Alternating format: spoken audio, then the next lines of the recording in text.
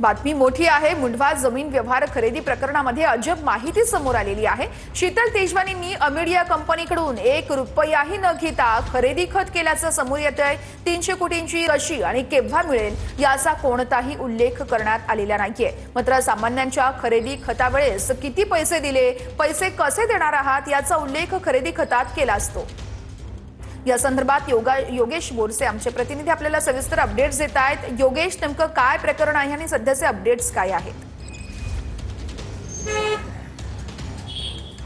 पुण्यातील मुंढवा परिसरातल्या याच जमीन व्यवहार प्रकरणी रोज नवे खुलासे होताना पाहायला मिळत आहेत आणि आता जो नवा खुलासा झालेला आहे, अर्थातच हा जो काही जमीन व्यवहार झालेला आहे तो अमिडिया कंपनी सोबत शीतल तेजवानी यांनी केला होता।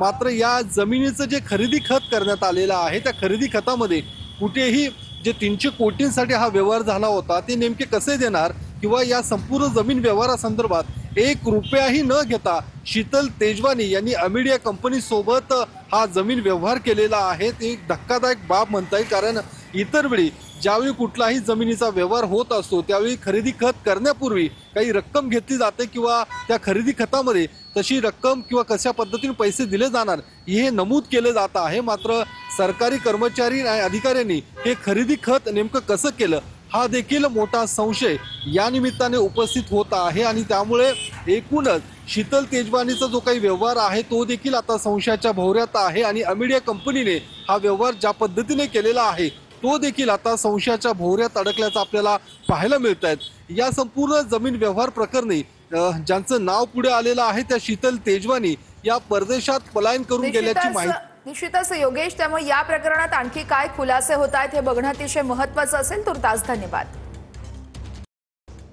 बातमी महत्त्वाची आहे। वर्षभरात निवडून आलेल्या नगरसेवकांनी समाधानकारक काम न केल्यास राजीनामा द्यावा लागणार असं उदय सामंतांनी सांगितलंय। उदय सामंत यांनी निवडून येणाऱ्या महायुतीच्या नगरसेवकांना अल्टिमेटम दिले। महायुतीच्या नगरसेवकाने काम दाखवलं नाही तर घरी पाठवलं जाईल असं सामंतांनी स्पष्ट केलंय। पोटनिवडणूक लागली तरी चालेल पण अकार्यक्षम नगरसेवक टिकू देणार नाही असंही सामंत म्हणतायत।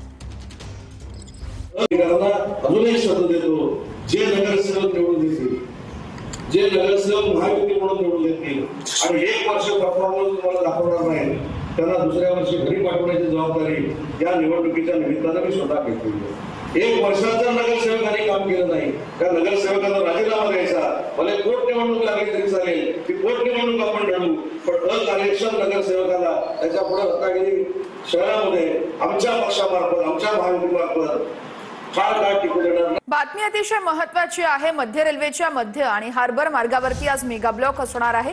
पश्चिम रेल्वे मार्गावर देखील आज मेगा ब्लॉक असेल। माटुंगा ते मुलुंड दरम्यान सकाळी 11 वाजल्यापासून ते दुपारी 3:45 वाजेपर्यंत हा ब्लॉक असेल। कुर्ला आणि वाशी स्थानकादरम्यान सकाळी 11:15 वाजल्यापासून दुपारी 4:15 वाजेपर्यंत हा ब्लॉक असेल।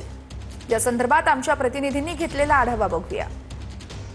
मुंबईकरांसाठी अत्यंत महत्त्वाची बातमी आहे, कारण आज रविवार निमित्त रेल्वेच्या तिन्ही मार्गावरती मेगा ब्लॉक असणार आहे।